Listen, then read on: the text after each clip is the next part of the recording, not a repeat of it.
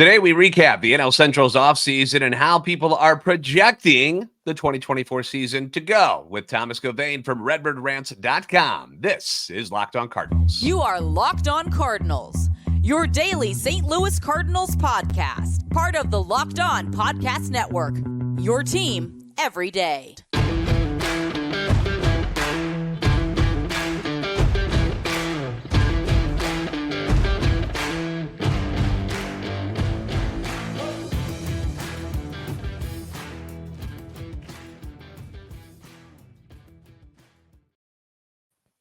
Hey there, Cardinals fans. I'm JD Hafford, and I'm a national radio sports anchor, born and raised in the Lou, and a lifetime Cardinals fan. And I'm your host for Locked On Cardinals, part of the Locked On Podcast Network, covering your team every day. You can follow me on Twitter X at JD Sports Radio. Follow the podcast at LO_Cardinals. We want to thank those of you who make Locked On Cardinals your first listen every day, free and available wherever you get your podcasts. And we're also available on YouTube. Thank you for joining us there. Make sure when you come by, you like, subscribe, and comment so you can interact with us. Be sure to hit the notification button so you don't miss out on any of the new episodes when they get posted, because we're in full swing now, people. 5 days a week at the least, sometimes even more. We know we spring training coming up next week. Who knows how many times we're going to be posting things throughout the week. So don't miss out on any of that, because this is a show serving Cardinal Nation and giving the best fans in baseball all of the info about the birds on the bat. Today's episode brought to you by FanDuel. Make every moment more. New customers, you can join today and you'll get $200 in bonus bets if your first bet of $5 or more wins. Visit FanDuel.com/lockedon to get started. So before we get into today's episode, we want to wish everyone out there a very happy Super Sunday. I'm quite happy that I was praying that our friend Thomas Gauvain was going to be able to make it from RedbirdRants.com. Very gracious of you to join us today on what is essentially an American holiday, right, Thomas? So I appreciate you being here. I know who you're rooting for, because if you don't know this about Thomas, he lives in the Kansas City area. So I know you're pulling for the Chiefs tonight, and our household is in agreement, buddy. We are pro Chiefs. The wife, huge Taylor Swift fan. I know she doesn't care so much about what's going on the field as much. Like, she loves football, but she's a Bengals fan. So, but she is pulling for the Chiefs. We've got some love for the Kelseys. We also love the Taylor Swift, but my younger brother also lives in Kansas City. So we are pro Kansas City tonight. Good. Along with you, my friend. Good. Yeah, it should be fun in the city. It's electric right now, so it's exciting. Are you going anywhere for the game, or are you going to chill out at home and do it the safe way with the family? Well, we've got 2 young kids. We're going to go to a house that has other young kids and just throw them all in the basement together. Let them play, and we'll hang out upstairs. Get down in the dungeon, kids. Go do that. Daddy and mom are watching football. All right, well, I'm predicting a Chiefs title win again tonight. Back-to-back is what I think they're going to do, because I've learned my lesson. You don't bet against Patrick Mahomes. You just don't do it. It's the smart thing. So something else we can agree on is that we are pro Cardinals as well, and I wanted to focus today on the offseason moves by not only the Cardinals, but also the other teams in the division. You know the old saying, keep your friends close and your enemies closer. So why not keep everybody informed? Because things get lost in the shuffle. People are busy, and they don't realize all the different transactions that have taken place with all the other teams in the division. So we're going to let our loyal Locked On Cardinals fans know what happened outside of the Redbirds this offseason. Now, you can read this full article at RedbirdRants.com. Thomas, been a busy guy, dude. You've been putting up a lot of stuff recently, so I encourage you all to go check out all of the different articles that he's got, but we're going to focus on this one today. First and foremost, let's start with the Cardinals. We know that they've revamped their pitching staff. That was the number one thing they wanted to accomplish this offseason. They have done it. Some people argue that they haven't done it well enough, but they did go out and get 3 new starters, a bunch of new bullpen arms to kind of revamp that whole thing. Which overhaul are you more impressed with when it comes to the Cardinals? Are you more impressed with what they did with the rotation or the bullpen? I'd probably say the rotation. Starting pitchers have a lot more impact on the game than relievers do, so that alone helps. But they added 3 guys who are all reliable, will probably all pitch 170-plus innings. And while you may not like those innings out of 2 of the guys, they're at least 170 innings, and you know what you're getting out of them. Probably the most important aspect of it would be the clubhouse culture. That's something that Mo's been harping on for the entire offseason, to bring in guys like Lance Lynn, Kyle Gibson, Sonny Gray, who immediately provide a boost to the clubhouse culture, is essential. And then we got a true ace. For the last 3 years, there's been maybe 15 pitchers better than Sonny Gray. So he is an ace on most starting staffs in the major leagues. Yeah, and a lot of people will play down the Sonny Gray signing. They're like, well, he's really kind of a number 2. And I'm like, on what staffs? Like, yeah, there's maybe the like 3 Yankees, or 4. Yeah, that he might be a number 2, the Dodgers. I understand that, but on most staffs, he is your number 1. And he was the number 1 for a team that went to the playoffs last year in the Minnesota Twins. So I'm all on board the Sonny Gray train. I think people are really underestimating how important he's going to be this year and how good he actually is. Now let's get into some of the other teams that you got. Again, the article, we're going to link it down in the show notes and in the comment section down below, so you can click on that and go straight to it when you're watching this. But let's get into like the other teams, some of the changes they've made. We're going to start with the Pittsburgh Pirates. Not any huge subtractions, really. They didn't have a lot of people to really get rid of, but they've added a couple of notable names that people will be familiar with. Aroldis Chapman, Marco Gonzalez, former Cardinals draft pick, Rowdy Tellez, Martin Perez. These are some moves that aren't that bad, to be honest. What were your thoughts on the Pittsburgh Pirates moves this offseason?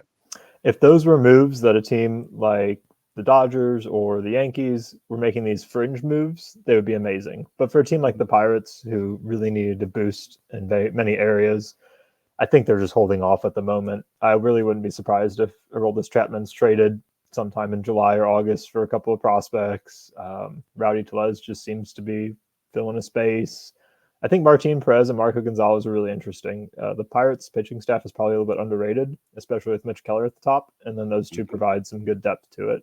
But it feels like they're just holding off in the NL Central right now.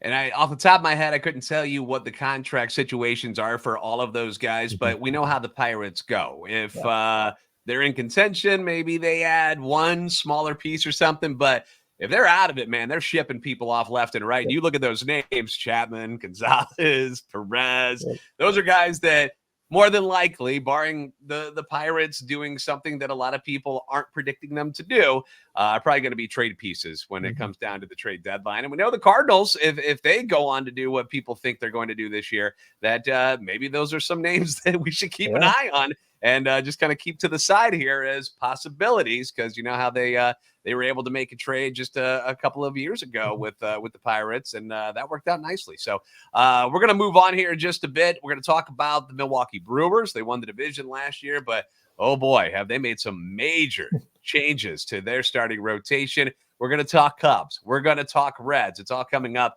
with Thomas Gauvain from RedbirdRants.com on Locked On Cardinals. You know, after the holidays, we could all use a little extra cash. I know we're still just in the month of February, but, we've got Valentine's Day is another holiday that you're probably spending a little bit of money. But anytime you can have extra cash, it's a good thing. So make sure you're getting cash back on all of your everyday purchases with Ibotta. Ibotta is a free app that gives you the most cash back every time you shop. And they do it on hundreds of different items, from groceries, which is obviously a big deal on a day like today. What about beauty supplies or kids? We brought up kids a little bit ago. You can get cash back on toys. So you can make sure you're beating inflation no matter what you're purchasing. The average Ibotta user earns $145 per year, and that could cover, the cost of an entire shopping trip. It could get you a flight if you've been eyeing one up to get out of the coldness of the Midwest right now. Maybe you want to spend that on going to see Sonny Gray and the Cardinals this year. You can do it. Other apps give you points that don't amount to much, but with Ibotta, just add your offers in the app, upload your receipt, and you get real cash that you can cash out to your bank account, PayPal, or gift card. So go to the App Store or Google Play Store and download the free Ibotta app to start earning cash back, and use the code LOCKEDONMLB when you register, because Ibotta is offering our listeners $5 just for trying Ibotta by using that code LOCKEDONMLB. That's Ibotta, IBOTTA, in the Google Play or App Store, and then use the code LOCKEDONMLB.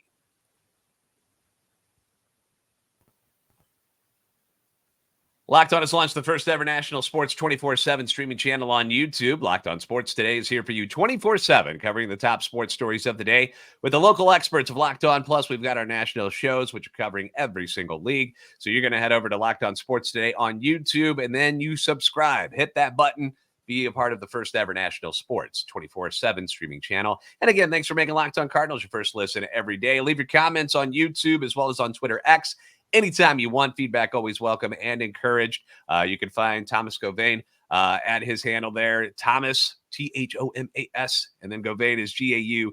You can find him on Twitter. He would love to chit chat with you about all of his different articles on redbirdrants.com. We're talking about one here today. We're talking about the recap of the offseason for the NL Central as a whole. We've talked Pirates. We know what the Cardinals have done. Let's get into the team that won the division last year, the Milwaukee Brewers. But we should have to tell you that they have made some changes to the starting rotation, some major changes. Their two top guns, Corbin Burnes, Brandon Woodruff, no longer Milwaukee Brewers. What are some other things that they've done this year, Thomas? And what are your thoughts on what they're going to be like here in 2024? Yeah, I think the biggest moves, it starts with Corbin Burnes, but then beside that, it's more off-field stuff. I mean, they lost their general manager, David Stearns, to the New York Mets. Craig Counsell was pulled over to the Cubs, and then Jackson Chourio received his massive 8-year contract without even seeing a major league inning. So I think those off-field moves could be the most impactful long-term for the Brewers.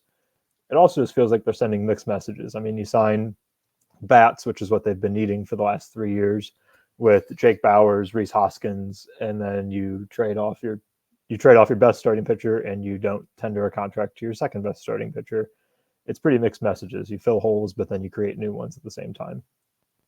Yeah, and it shocked me when the Corbin Burnes trade went down because it seemed like they had decided, you know what, we're going to hang on to him. Let's sign Rhys Hoskins. Let's put another thumper there in the middle of this order. And we've got at least Corbin Burnes. You got a Freddie Peralta. She's still got a really good 1-2 punch there. And then, boom, they ship Burnes to the Baltimore Orioles. And a lot of people, including myself, underwhelmed by the return that they got there. Not that the guys they got are like bad prospects or anything like that.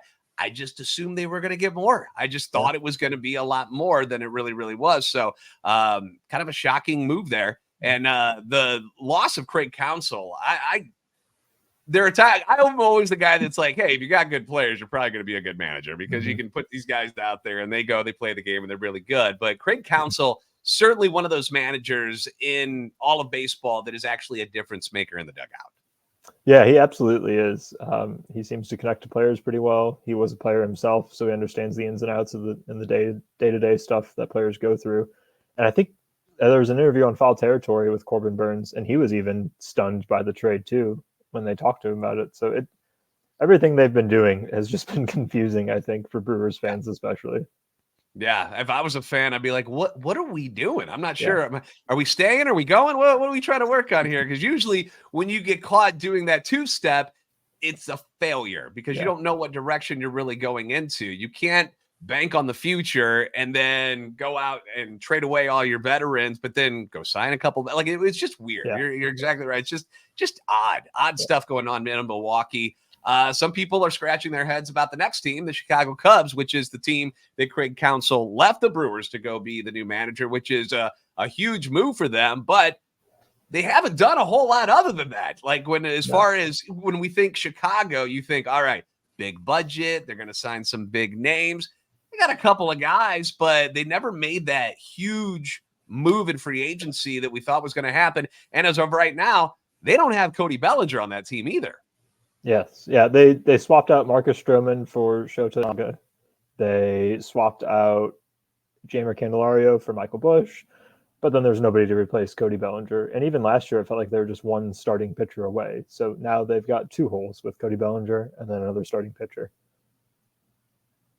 And there's not going to be a lot of Cardinals fans that feel sorry for them. I'm still awaiting a move. Like they've got to do something, whether it's bringing in Matt Chapman to play third. I feel like there's still a move to be made for the Cubs.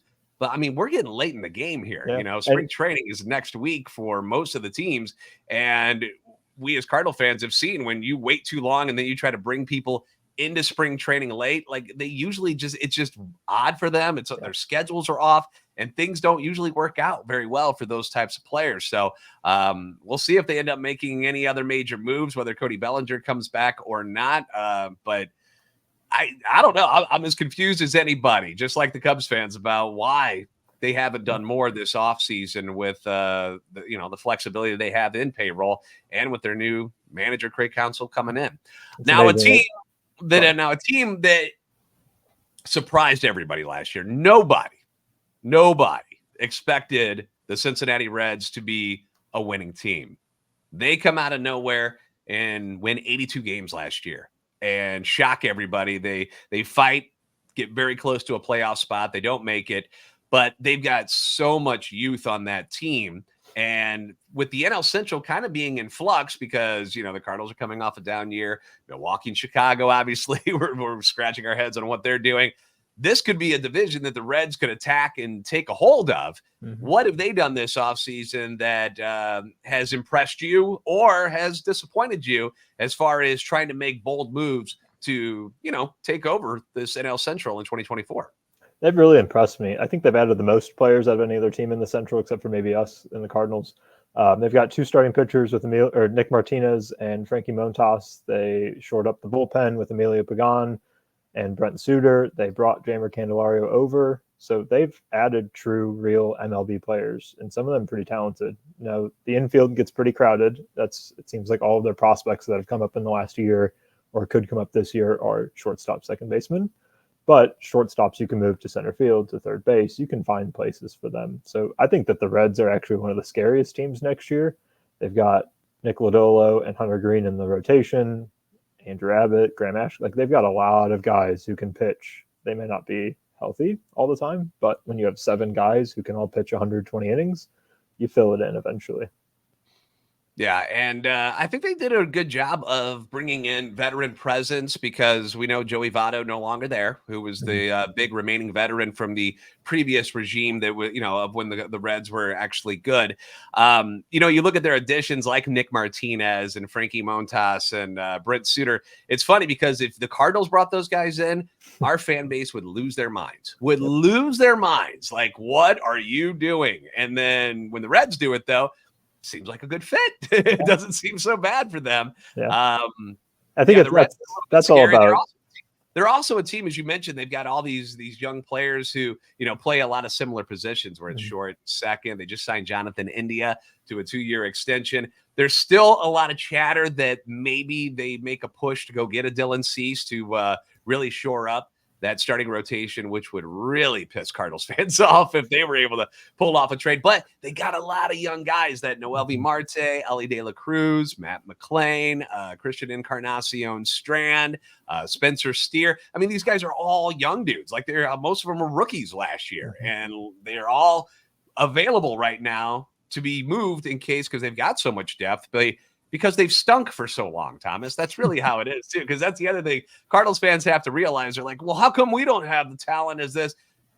Yes, some of it is development and drafting properly. The other side of it, too, is when you're drafting in the top 5 year after year, you better have a good, a good farm system eventually, because you're getting the cream of the crop each and every year, where the Cardinals are drafting at the back end of the first round most of the time. So to pull off some of the drafts that they've had and to hit on guys like a Jordan Walker, so late draft, that's pretty darn good considering where the Cardinals are normally drafting.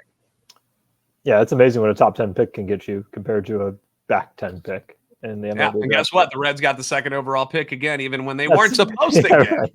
Yeah, we winning the stupid lottery and hitting big and getting that second overall pick. So they're going to have another one coming up at some point here in the near future. But certainly I would be in full agreement with you that as far as who am I the most scared of when it comes to what these teams have done this offseason, the Reds have certainly caught my eye and definitely have the most upside as far as going into 2024 and beyond, because, again, they're all young. Now that we have the comings and goings of the teams in the division, how will the division play out? There's been some projections put out there. We've talked about Pacoda here on Locked On Cardinals, but we're going to get Thomas Gauvain's thoughts from RedbirdRants.com about these projections and what he thinks will happen coming up next on Locked On Cardinals. Happy Super Sunday to all who celebrate from FanDuel, America's #1 sports book. And if you're like most people, Super Bowl Sunday, it's about finding the best seat on the couch at home. Perhaps you're going out for it, but you want to go and be where you can watch the game in the most comfortable situation for you. You want the best snacks. You want the best beverages. And, of course, wouldn't hurt to earn a little bit of money on the side as well. And that's where FanDuel comes in. Not only can you bet on who's going to win Super Bowl 58 between the Chiefs and the 49ers, Thomas and I have told you, we think it's going to be the Chiefs, but the line has shifted, and some people are starting to think Chiefs as well. The line is now 49ers still favored, but they lost a point, only by 1.5. FanDuel also has a lot of different bets for, particular players. Who's going to score touchdowns for the Chiefs? Obviously, Kelsey, Pacheco, obviously big bets on them. But you've also got for the 49ers, Deebo Samuel, George Kittle, Christian McCaffrey.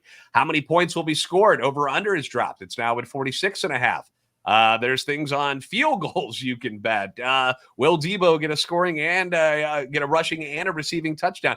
All kinds of different things. Obviously, you can bet on the quarterbacks, Purdy, Mahomes. New customers, get in on it by joining today. Get $200 in bonus bets if your first bet of $5 or more wins. All you have to do is visit FanDuel.com/LockedOn to sign up. That's FanDuel.com/LockedOn. Make every moment more with FanDuel, an official sportsbook partner of the NFL.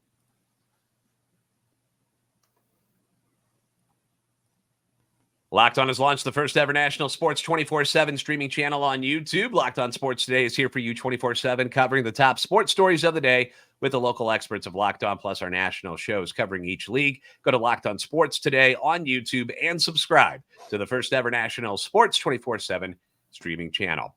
Once again, Thomas Gauvain from RedbirdRants.com joining us here today to talk about the NL Central. None of us can see the future as far as I know. Thomas, I don't know if you have that ability. I do not.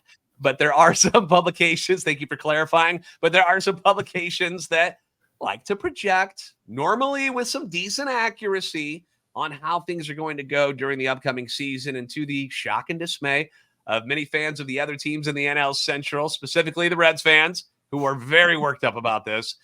Who are these projections saying? I just want you to say it because I've already done this before. I'm going to sit back and listen. Who are these projections saying will take the division this year, Thomas? Let's hear it. Both Pacoda and Fangraphs have the Cardinals. Yeah, they do. Yeah, they do. So what are some of the things that they're saying? You've gone through the numbers and you've kind of analyzed things. What is it about the Cardinals that these projections are saying are making them the favorites to win this division? It's the floor of the team, I would imagine. It's been raised with Sonny Gray, Lance Lynn, Kyle Gibson in the bullpen. We do have aging stars in Goldschmidt and Arenado, but they both had terrible years last year that didn't seem in line with where their careers have been. So I think the floor of the team is significantly higher. Projection systems typically like veteran players because they have a longer track record to go off of. Mm-hmm. And so that limits the variability as opposed to like the Reds or the Pirates, who have a lot of youth. Cardinals have a lot of age. So our players are more easily projected. And I mean, I'm not going to disagree with them because obviously we like to hear that the Cardinals are going to be good. I'm usually a positive guy, so it doesn't surprise me that they would think guys like Lance Lynn are going to have bounce back years. Like, they're not predicting him to be what he was last year or worse. So that's going to be much better than what you got out of Adam Wainwright last year. You know, Jack Flaherty was always a wild card. You never knew what the hell you were going to get there. Kyle Gibson is about as solid and normal as you're going to get. Like, he just does his thing and he's off the mound. Like, he's not spectacular, but he doesn't normally get his, head bashed in. He gives up a lot of hits and stuff, but he doesn't get killed very often. Sonny Gray, if he continues to be the guy that we've seen over the last 5 years with the Reds and the Twins, is an absolute ace. Second in the Cy Young last year, guys. I mean, people think it was like a fluke, and it really wasn't. Just because the win total didn't blow your mind, go look at the other numbers. Like, there's more to pitching than the win total. Just because his team didn't actually score enough runs that day doesn't make him suck as a pitcher. Like, he was really, really good, finishing second to Garrett Cole, who was incredible last year. So I'm cool with these projections. I'm interested to see how the injuries to guys like Donovan and Edman, those are things that I'm a little bit worried about because we just don't know yet. Spring training, it'll be here on Tuesday, and we'll start to hear more about how those injuries have progressed. But I'm interested in that. Alec Burleson, what's his role going to be this year? What are we going to get from Matt Carpenter? How's Edman going to be in center field? There's a lot of questions about this Cardinals team. Don't get us wrong, but there's a lot of veteran stuff, as you mentioned, that would make these projections and these places that are projecting this trust the Cardinals a little bit more than some of these other teams in the division. And I am here for it because I think it's cool. All right, let's talk about another article that you put out recently. And it's always fun to comb through. I don't think there's much room for the Cardinals to make any more moves right now. I think they're pretty much set and ready to roll, but doesn't mean we can't talk about some of the remaining free agents that are still out there. Shockingly, you've got the NL Cy Young Award winner Blake Snell still out there. Former Cardinal Jordan Montgomery still out there. Cody Bellinger, as we mentioned. These are guys, obviously, that in the article you talk about, because sure, it would be fun to have all three of those guys on the roster. Is it going to happen? No, probably not. But there are some other names that you've mentioned. You brought up some former Cardinals like Colton Wong, Brad Miller, Trevor Rosenthal, who, yeah, they could find spots on this roster in different smaller roles at some point or another. But there are two names that you brought up that I'm quite interested in. The first one is a guy that we probably won't see play here in 2024, but it is former Brewer Brandon Woodruff. Yeah, and let me preface this. This article was purely for fun. We have no roster room. In some cases, we have no financial room for these guys. But some of the guys, like even Zach Greinke, it'd just be fun to see him as a Cardinal. But for Brandon Woodruff, he has a lot more utility, I think, if not this year, at least the following year. He had the lowest career ERA for a Brewers pitcher at 3.1. He has been a stud for them. And to pair him with Sonny Gray in 2025 would be fantastic for our rotation. I think Ken Rosenthal back in November, he said that a 2-year contract right around $30 million seems reasonable for him. So if that's the going price for an ace and we just swallow $15 million of it for 2024 and take it next year, I think that's perfectly fine. Yeah, and some of the projections that we saw early in the offseason obviously were way off because people were talking about Yamamoto at 170, whatever, dude. So the demand for starting pitching, if he comes out and is healthy and is throwing very, very well like he was with the Brewers before he went down with the shoulder problem, I feel like the demand for him is going to be monstrous because nobody's got to give up anything to get him. There's no draft picks or anything stuck to him. Like he's just going to be free to do whatever he wants to do. So it wouldn't surprise me because I was going through the numbers and Burns has been more dominant the last like 3, maybe 4 years, pretty much the last 3 though. But as a whole, Brandon Woodruff has actually had better numbers than Corbin Burns had. So, I think he's going to be very high in demand when he does become available. I don't know if the Cardinals are going to get into a bidding war with these other big market teams. We saw how it went this offseason with some of these guys, but you never know. Maybe he has like a Sonny Gray type of feel to him. And it's just like, look, I want to be there. And that just is the place I'll feel more comfortable at. So perhaps that'll be a thing. Another name that you brought up, which, we just love giving our Locked on Reds guys something to talk about. And, it's just fun to needle them a little bit. But you brought up probably future Hall of Famer Joey Votto, who still has not signed anywhere yet. You said he might be a fun addition for the Cardinals. I would love to see this happen because it would send all of the Reds fans into complete chaos. Yes, and in the same way we signed Albert Pujols 2 years ago to hit against lefties, we could sign Joey Votto to hit against righties, and that's about all we need him to do. It would sting the Reds. He could come in late in games and hit against a right-handed reliever that we've struggled against historically, and it'd just be fun. He doesn't strike out very often, and he walks pretty often, so that's a good combination on the field. But aside from that, he's a 20-year veteran of the league. His social media presence is hilarious. It'd be fun to see him. Yeah, and again, this is for fun as we talk about this because these are guys who are still out there without contracts. So, hey, why not throw him a bone, give him a phone call. In the past, Joey Votto has not said the nicest things about the St. Louis Cardinals because he's been a rival of them for a long time. So it'd be crazy to see him with the birds on the bat on his chest. I actually did it on MLB The Show once to send to some of my buddies in Cincinnati, and they lost their minds. They're like, stop it, knock it off. I'm just like, whoa, well, it's a video game, bro. Calm down. Couldn't imagine what their reaction would be if it actually happened in real life. But you can read all of these different articles from Thomas at redbirdrants.com. You can find him on Twitter X right now at Thomas Gauvain. Once again, that's spelled Gauvain. So don't be shy. Feel free to talk to Thomas when it comes to baseball and to the Cardinals. And probably about the Chiefs today. I'm sure he's going to be, I don't know how much social media presence you'll have being, watching the game as focused as you will be being a Kansas City person. But either way, give him a follow.